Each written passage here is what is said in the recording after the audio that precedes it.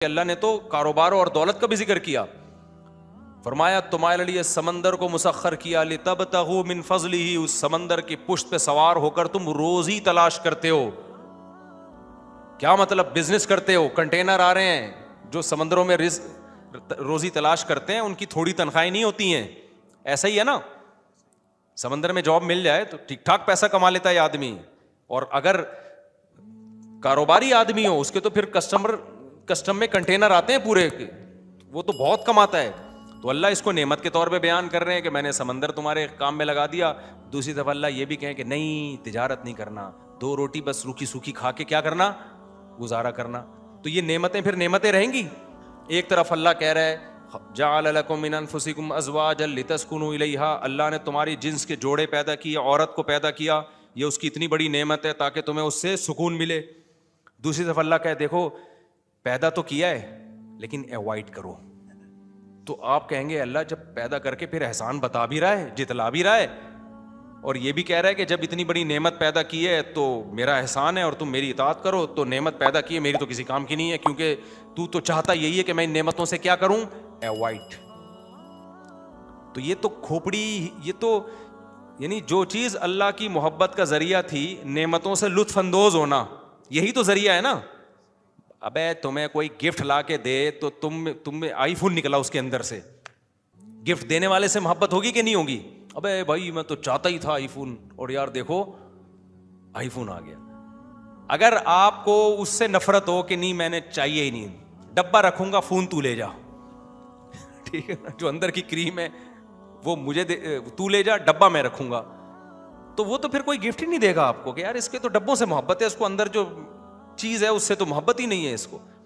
تو اللہ اتنی نعمتیں بیان کر رہا ہے، کھجوروں کے باغات، انگوروں کے باغات، بہتے ہوئے چشمے، اور تمہارے لیے ہم نے گھر بنائے رہنے کے لیے، اور تمہارے لیے انار بنایا ہم نے، انظروا الی ثمرہ، اس انار کو دیکھو کیسا پھلتا ہے، اور چوپایوں میں عبرت ہے، سوکھا چارہ کھلاتے ہو کیسا چکنا گاڑا دودھ پیدا ہوتا ہے تمہارے لیے، اور شہد کیسے ہم تمہارے لیے پیدا کرتے ہیں. مکھی کو ہم نے اتنی سی کھوپڑی ہے مکھی کی، اس کو ہم نے سکھا دیا کہ ان اتخذی من الجبال بیوتا ومن الشجر ومما یعرشون، لوگ تیرے لیے گھر بنائیں گے تو اس میں بھی شہد بنانا، پہاڑوں پہ بھی شہد بنانا، درختوں پہ بھی شہد بنانا. یخرج من بطونها شراب مختلف الوان، اللہ کہتے ہیں کیسا اس کے پیٹ سے مختلف رنگوں کا مشروب نکلتا ہے اس کے پیٹ سے. تو یہ ساری نعمتیں اگر اسلام کہتا خواہشات پوری ہی نہیں کرنی ہے، ہندوؤں کی طرح پنڈت جو ان کے ہوتے ہیں کچھ بھی نہیں کھا رہے ہوتے بیچارے، اور گوشت بھی نہیں کھا سکتے. اللہ نے گوشت کا بھی بہت تذکرہ کیا ہے. اب ہندوازم میں گوشت کیا ہے؟ برا سمجھا گیا ہے، کھاتے ہیں لیکن وہ اچھی بات نہیں ہے. اللہ میاں کیا کہہ رہے ہیں؟ ومنھا تاکلون، انہی جانوروں کو تم کھاتے ہو، یہ ہماری نعمت ہے، ان کو مسخر کر دیا، ان کا گوشت بھی کھاتے ہو تم. تو یہ ساری نعمتیں اللہ کی نعمتیں جب بنیں گی جب ان کو استعمال کرنے سے اللہ ناراض ہونے کے بجائے کیا ہوگا؟ خوش ہوگا. آپ کی کسی نے دعوت کی، میزبان نے بلایا اور آپ آ کے بیٹھ کے بغیر کھائے چلے گئے، آپ کہو گے کہ میں چاہ رہا تھا آپ کا خرچہ بچ جائے، اس لیے میں نے اس سلسلے میں کچھ بھی نہیں کھایا. تو میزبان اگر انتہائی درجے کا کنجوس مکھی چوس ہوگا، یہ مکھی چوس پتہ ہے کیوں مشہور ہوا؟ ایک کنجوس چائے پی رہا تھا، مکھی گر گئی، جب مکھی نکلی ہے تو وہ چوس کے پھینک، استغفر اللہ، پھینک دی اس نے کہا اس پہ تھوڑی سی چائے لگی ہوئی تھی وہ ضائع نہ ہو جائے. تو اگر میزبان کنجوس مکھی چوس ہوگا تو بہت خوش ہوگا، لیکن اگر وہ کنجوس نہیں ہے تو اس کو خوشی کے بجائے تکلیف ہوگی. تکلیف اس بات کی ہوگی یار میں نے بنایا تھا، یہ چٹخارے لے کے کھاتا، پھر اس کے دل میں میری محبت پیدا ہوتی، یار وسیم بھائی نے آج کیا بہترین دعوت کی ہے. کوئی وسیم بھائی بیٹھے ہوں تو سمجھ جائیں کیا کہنا چاہ رہا ہوں میں. وسیم بھائی نے آج میری کیا بہترین دعوت کی ہے.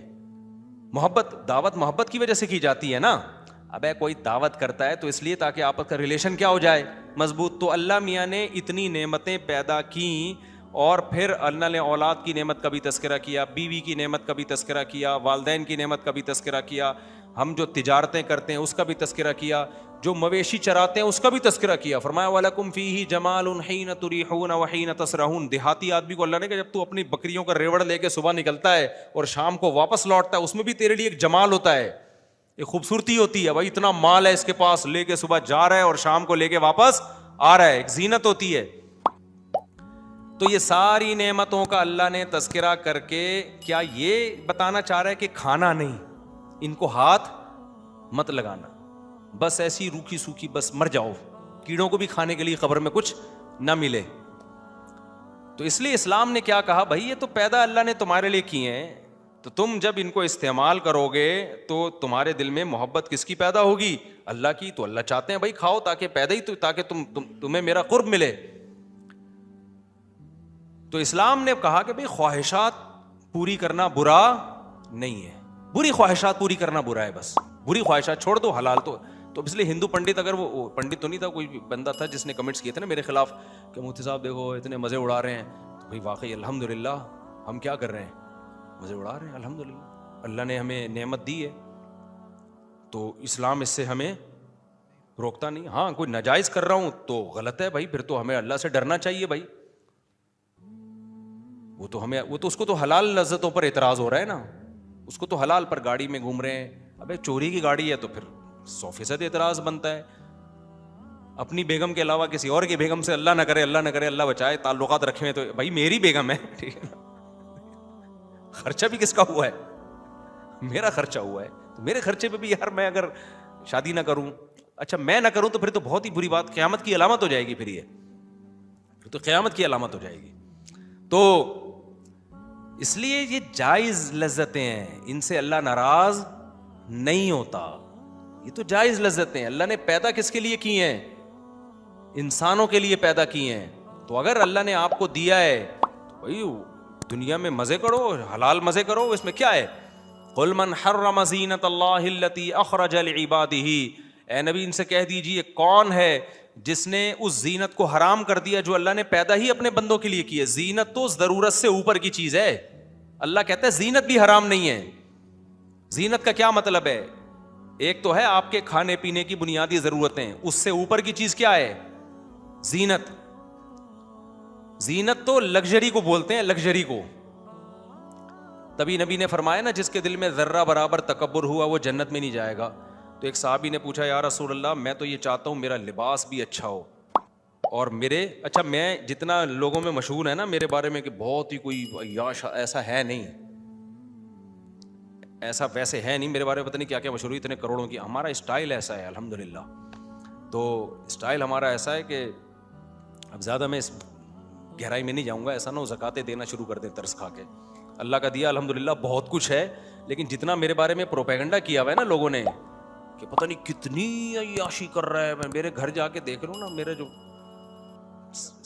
میرا خیال ہے 100 گز کا گھر ہے جو میری پہلی گھر والی کے پاس ہے, 100 گز کا, وہ بھی اپنا نہیں ہے. تو لیکن ہمارا یعنی رہ تو رہے ہیں نا, تو یہی تو عیاشی ہے, اور کیا بھائی میرے پاس رہنے کی جگہ ہے, میرے پاس رہنے کی بہترین جگہ ہے, تو میں تو اسی کو عیاشی سمجھتا ہوں. تو اس لیے میں کہہ رہا ہوں میں تو کر رہا ہوں عیاشی, کیونکہ میرے پاس 100 گز کا کیا ہے کرائے کا گھر ہے, تو میرے لیے بہت بڑی عیاشی ہے یہ, کیونکہ میری ضرورت گھر کی پوری ہو رہی ہے اس سے الحمدللہ. تو میرے لیے عیاشی, میں کیا کھاتا ہوں, میں کچھ پیتا تھوڑی ہوں, میں اس کو عیاشی سمجھتا ہوں. اس میں پراٹھے پھوڑتا ہوں انڈوں کے ساتھ, اتنا مزہ آتا ہے, بھوک لگ رہی ہو انڈا پراٹھا پھوڑ دو, ایسا مزہ آنا ہے, پیسے واپس, پراٹھا ٹائٹ بنا ہوا ہو. تو میں تو اس کو عیاشی سے تعبیر کر رہا ہوں, کیونکہ ہندو پنڈت یہ بھی نہیں کرتے. تو ہم مسلمان مذہبی اسکالر انڈے بھی کھا رہے ہیں, پراٹھے بھی کھا رہے ہیں, نہاری بھی جب بہت زیادہ دل کرتا ہے تو ادھر جاوید نہاری جا کے پھوڑ پھاڑ کے آ جاتا ہوں. تو اب ہندوؤں کا اعتراض ہو رہا ہے ان کے مذہبی رہنما دیکھ, تو اس کو عیاشی, ایسا نہ ہو آپ سمجھے مجھ سے پتہ نہیں کون سال کی عیاشی کر رہے ہوں گے, غلط فہمی بھی ہو سکتی ہے. اٹ از کالڈ کیا ہے, میری نظر میں بہت بڑی عیاشی ہے کہ مجھے 3 وقت پیٹ بھر کے ملتا ہے. میں کھاتا ویسے پیٹ بھر کے 2 ٹائم ہی ہوں, لیکن ملتا الحمدللہ 3 ٹائم. آج عصر کے بعد بھوک لگ رہی تھی, جلیبی کھانے کا دل کیا, اللہ نے مجھے اتنا پیسہ دیا کہ میں جلیبی منگوا کے کھا سکتا ہوں. اٹ از کالڈ عیاشی میری نظر میں, کہ یار کھانے کے علاوہ بھی غریبیاں. اور اس سے بڑی عیاشی ہے کہ جلیبی ہر آدمی کھاتا بھی نہیں, کھا بھی نہیں سکتا, شوگر اوپر پہنچ جاتی ہے وہاں. ہم کھا رہے ہیں تو پھر بھی شوگر کی رپورٹیں کیا ہیں. ابھی میں نے کچھ دن پہلے ٹیسٹ کروایا, الحمدللہ ڈاکٹر نے کہا ہے بھائی ایکسیلنٹ, بہترین, فٹ فاٹ. تو یہ عیاشی ہے, اور کیا, ہم تو اس کو عیاشی سمجھ رہے ہیں کہ یار چل رہے ہیں, دوڑ رہے ہیں, کھا رہے ہیں, پی رہے ہیں. تو وہ عیاشی نہ سمجھے جو گورے کر رہے ہیں, نائٹ کلبوں والی اور پینے پلانے والی, وہ اللہ اس حرام کاری سے ہم سب کو بچا کے. اور یہ عیاشی آپ بھی کر رہے ہیں, سبھی کر رہے ہیں. تو اس بلکہ ہو سکتا ہے اور زیادہ 2-6 پراٹھے کھا رہے ہوں آپ لوگ صبح بیٹھ کے. ابھی ایک صاحب آئے, وہ ماشاء اللہ پورے گول تھے نا, یہ بات اس لیے نہیں ہوگی, اس کو کیا پتا کس کی بات کر رہا ہوں, میں نے کہا صبح ناشتے میں کتنا کھایا؟ انہوں نے کہا ایک پراٹھا کھایا. میں نے کہا میں نے بھی ایک کھایا, لیکن یہ ڈفرینس کیوں ہے اتنا؟ بے تکلف تھے بہت, ماشاء اللہ, اللہ نے ان کو نوازا تھا نا. میں نے کہا دیکھیں آپ نے بھی ایک کھایا, میں نے بھی ایک کھایا, تو یہ ڈفرینس, یہ کیا یہ زیادتی نہیں ہے؟ یہ ناانصافی نہیں ہے؟ تو کہتے ہیں بس وہ ہوتا ہے مفتی صاحب, اب اللہ نے جسم ایسا, ہم تھوڑا سا کھاتے ہیں تو فیٹ پیدا ہو جاتا ہے, آپ کھا رہے ہو تو نہیں ہو رہا. تو میں اس کو عیاشی سمجھ رہا ہوں کہ یار ہم پھوڑ پھاڑ رہے ہیں لیکن وزن نہیں بڑھ رہا, تو یہ صحت ہی تو عیاشی, اور کیا بھائی؟ نظر ٹھیک ہے, سماعت ٹھیک ہے, چل رہے ہیں, دوڑ رہے ہیں, کھا رہے ہیں, پی رہے ہیں, ساری بنیادی ضرورتیں کیا ہو رہی ہیں؟ پوری ہو رہی ہیں. تو یہ تقریباً سب کے ساتھ ہی ہو رہا ہے. باقی چھوٹے موٹے مسائل تو ہر جگہ ہوتے ہیں بھائی, وہ تو